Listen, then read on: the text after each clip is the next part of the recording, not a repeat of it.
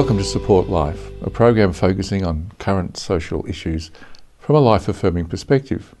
I'm Gavin Baulch and my guest is Dianne Colbert. Dianne, last time we met were talking about mental health issues and the wonderful support that is out there and training manuals that government and schools and others use. Today we're going to go to a very interesting topic that's impacting human beings and creating mental health issues. But let's start with the fact that what we're going to talk about can be used as a biochemical warfare item. Tell me about that. Yes, so something that it's actually not very well known, Q fever, and the Q stands for query, because when people had Q fever, they had a lot of questions of where has this come from?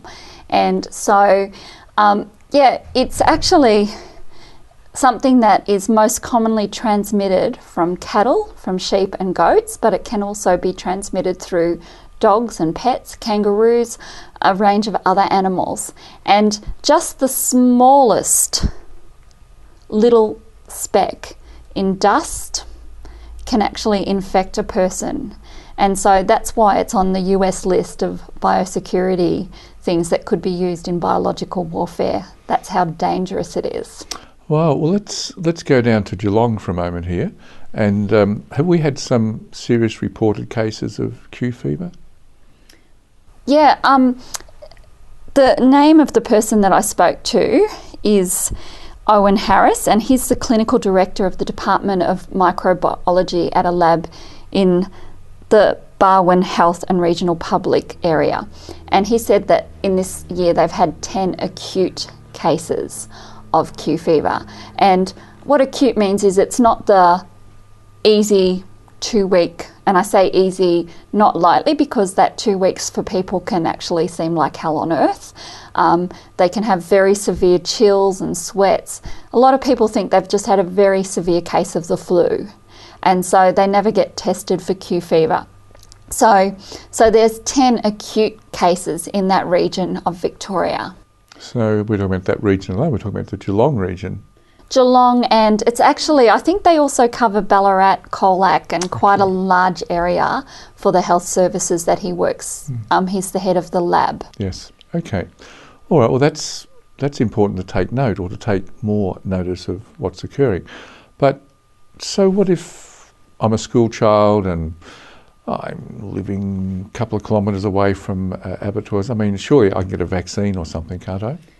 No, actually, it hasn't been tested on children 15 years and under, and so they actually don't allow the Q-Vax generally for anyone under 15.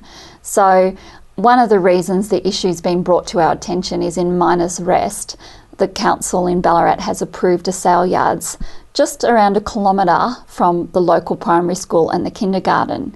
And so many of the residents are very concerned about their children and also about themselves as adults, because the Q-Vax is actually quite expensive. It's a couple of $100, and many people can't afford that kind of a cost. So one of the reasons we haven't heard as much about Q fever as we might have is that anyone who works in a sale yard or an abattoir is automatically vaccinated with the Q vaccine. And so they've had the Q vax in order to minimise the risk. In fact, some places, if you've got a contractor coming in to do some electrical work, they'll make sure they've had the vaccine first, and they try and use regular contractors, because there are incidences where someone comes in, they might only be there for half an hour and they'll contract Q fever just in that very short time. Interesting. Okay, well, it's a little bit like asbestos, isn't it? Yeah, it's something that people didn't know a lot about, and I think, because it's something that there isn't enough research yet, but we're hearing a lot more about it, and I think we need to be taking notice of what we are hearing. That it's something that they say the risk in that first kilometre is 56 times higher of contracting Q fever than it would be for someone that lives 5 kilometres away. So with each kilometre, the risk diminishes somewhat. So really, common sense would say that you wouldn't put a sale yards or an abattoir, with the knowledge that we have today, within 5 kilometres of a primary school, knowing that the risk of infection is so much greater, and knowing that there is no vaccine for children or pregnant women, by the way. Okay. All right, well, this is becoming a very interesting support life moment, looking at something that's not quite on everybody's radar, and you're being as informative as you can be. Yeah, I'm certainly not an expert in the area. Probably 3 months ago I'd hardly heard of it. Something I might have heard of, but really in the very back of the head, not something that I'd ever really looked at or talked about. Now, the reason we are talking about it is not just to make people aware, but the outcomes can be mental health issues. Yeah, for some people it can lead to depression, just like with any chronic illness. Having pain that you can't live, symptoms that you can't manage can lead to depression, and sometimes doctors will ask someone suffering from Q fever, I think you have depression. And, you know, there are cases where they say, no, I don't have depression, I've got this awful illness that I'm trying to live with, and that's what I'm living with, not depression. And then you hear about there are even people that suicide as a result that they just can't live with the illness. It's just so tragic for them. Wow. Okay. Why did it come to your attention? Well, as I said, the Ballarat City Council recently approved a sale yard about 1 kilometre outside of Miners Rest, and so that's really what brought it to my attention. Was the community was saying, we don't think this is in the best interests of the community. We have some serious concerns about Q fever, and you know, they brought in Owen Harris to speak about those concerns. Okay, well, perhaps if the residents asked council members to sign some kind of a document that said they would take responsibility for any suffering person from this Q disease. Well, it's interesting because the council has been asked questions around, you know, what will happen if Q fever is contracted, and basically they've said we've spoken to an expert and there's no risk. And I actually find that really hard. That, you know, I wonder if they've actually watched the information. Landline has recently done 2 excellent programs to highlight it, and I just wonder if they actually really have watched and looked at the information available, because you cannot say there is no risk when we know what we do. Thank you, Dianne. You're watching Support Life. We'll be back after the break.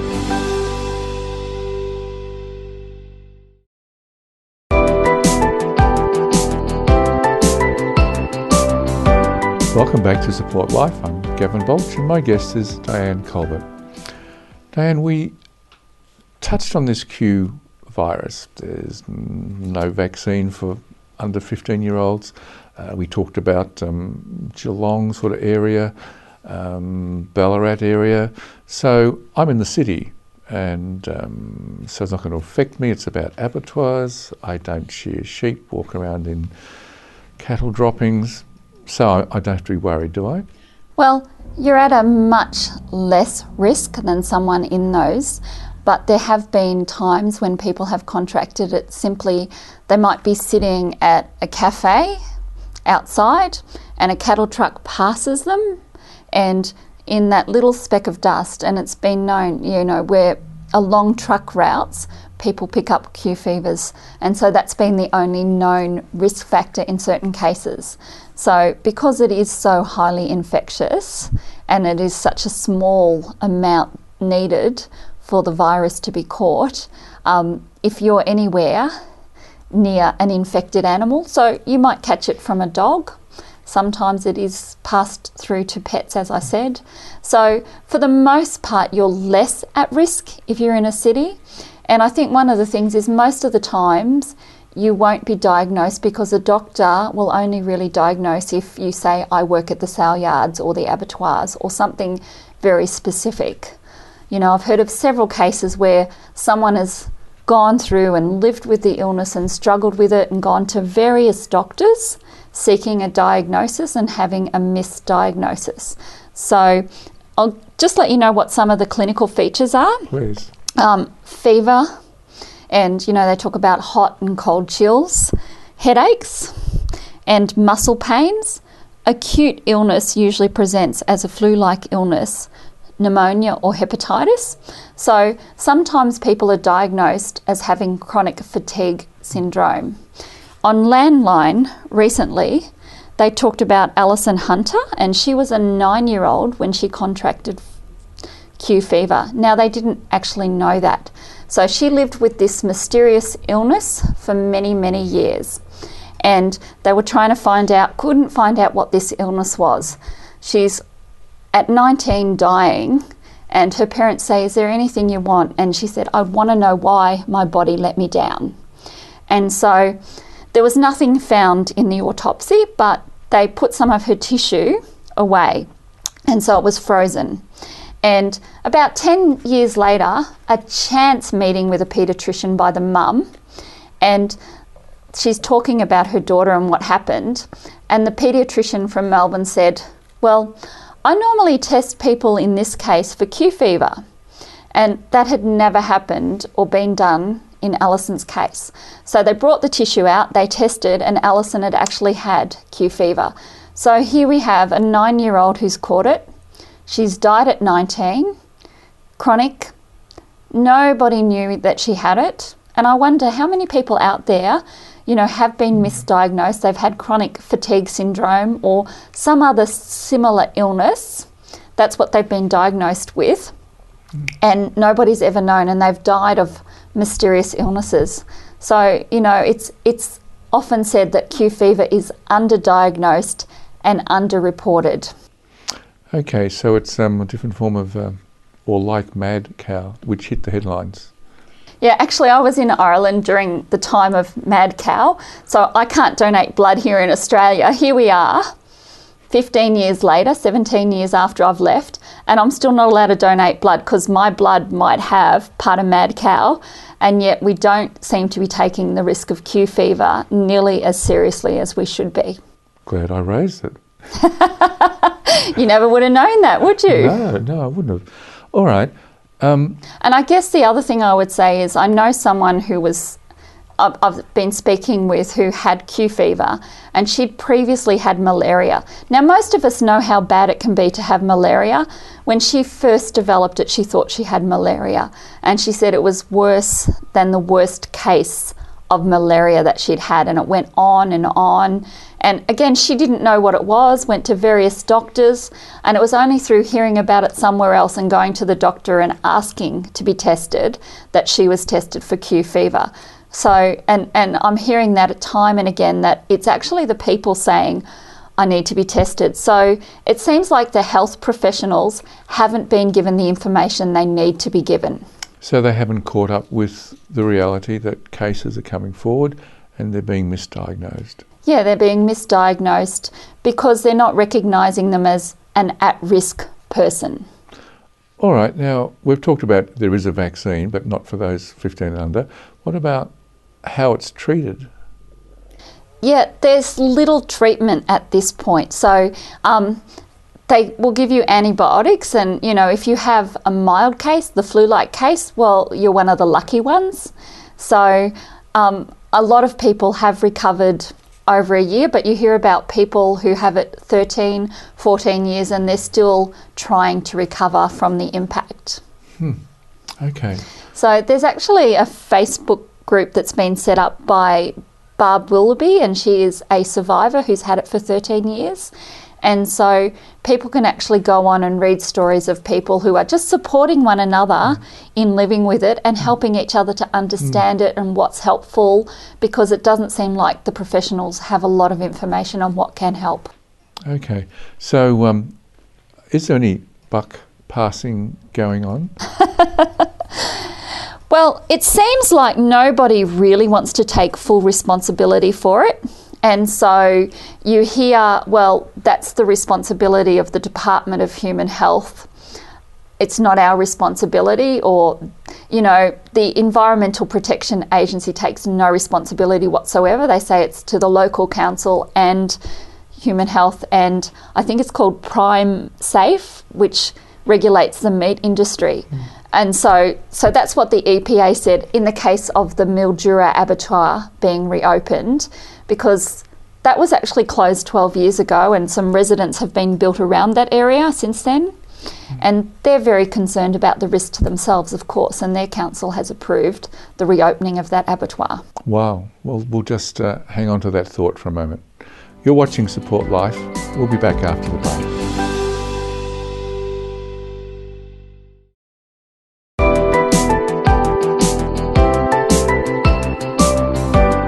Welcome back to Support Life. I'm Gavin Baulch and my guest is Dianne Colbert. Dianne, we've touched on a few centres in Victoria. We had Geelong. We're looking at Ballarat. There was a couple of other episodes. Let's go back to them where people have been diagnosed. Yeah. Well, recently you have Meredith, where they've talked about 26 cases.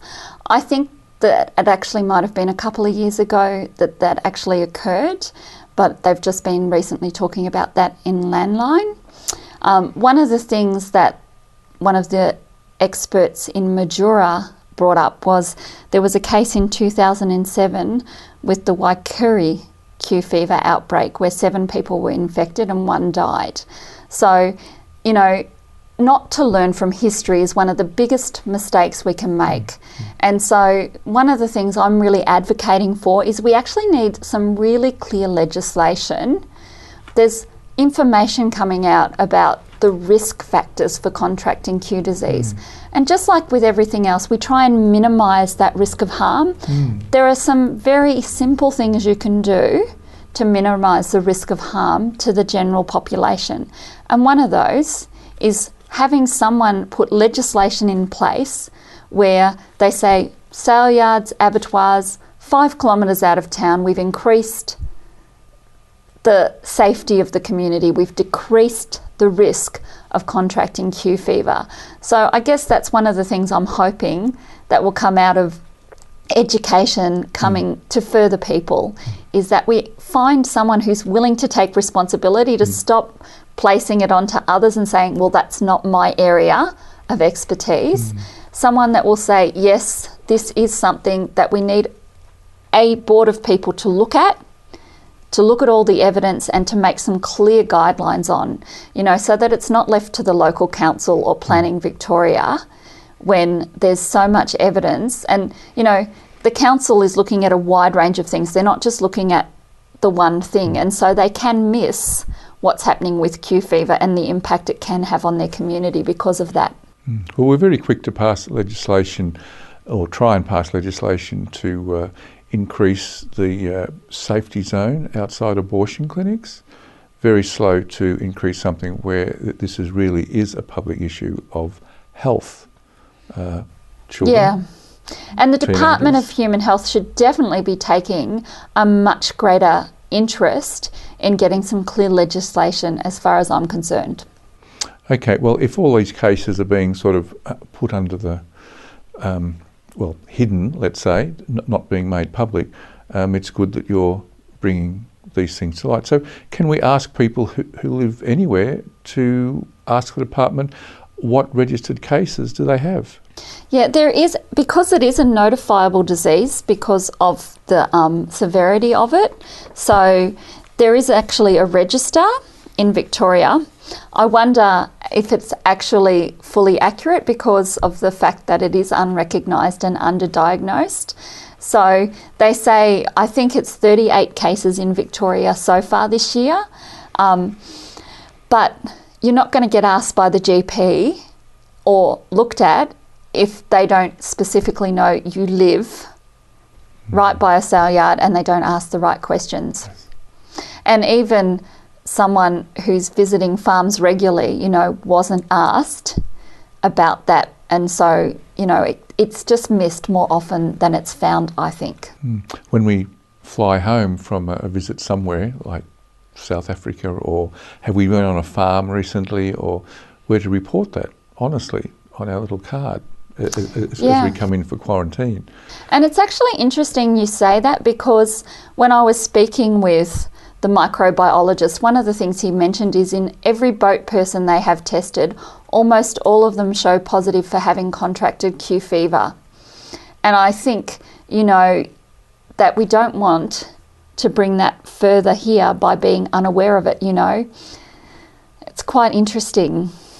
So is it transferred from human to human? I don't think it can transfer from human to human, Okay. not that I've heard of. So,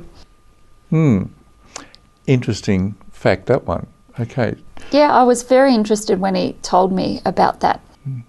All right. Well, the letter Q is in our alphabet. We better learn about it quickly. These personal relationships that you've got with people who have contracted and they've survived, what are they saying? Well, I think the key message that they're saying is that it's by chance quite often that the diagnosis has happened, that there's not enough information out there, that it's hell to live with, and why would you put anyone at risk of living with this when we have enough information to say these things just shouldn't happen? All right, let's look at some of these symptoms again and some of the severity. Those that have survived, what have they survived through? Well, I mean, the chronic tiredness, I think, is one of the biggest factors that, you know, it's like chronic fatigue and often diagnosed as chronic fatigue. One of the people that wrote about it shared how she felt like she was about to lose everything after working 7 days a week for 17 years. She couldn't work, she couldn't do anything, about to lose her home. So, you know, you can just, your life can be terrible. Another person wrote how after a good day, which meant she could do 20 minutes of gardening and then have a break for an hour and do 20 minutes of gardening, after a good day, the next day she was completely wiped and had a horrendous week afterwards. So I think it just completely drains you of all your strength. All right. Now, from a mental health trainee, is that in any of the books? Are we going to... Well, I don't think it's made any manuals in the past, but they do say that one of the causes of depression or anxiety is having chronic physical illness. And so, and I guess I've heard of people saying that they went to the doctor and the doctor said, you've got depression. I think I might have mentioned that earlier in the program. And so I could potentially see that having chronic Q fever could lead to depression. Maybe, Dianne, we could put it as a footnote. If you're concerned, ask for the test. You could put that as a footnote, and then you might have to do a little bit of arm wrestling with the doctor to get it. Okay, thank you, Dianne. You've been watching Support Life. That's all for our program today. Join us again next week. Goodbye.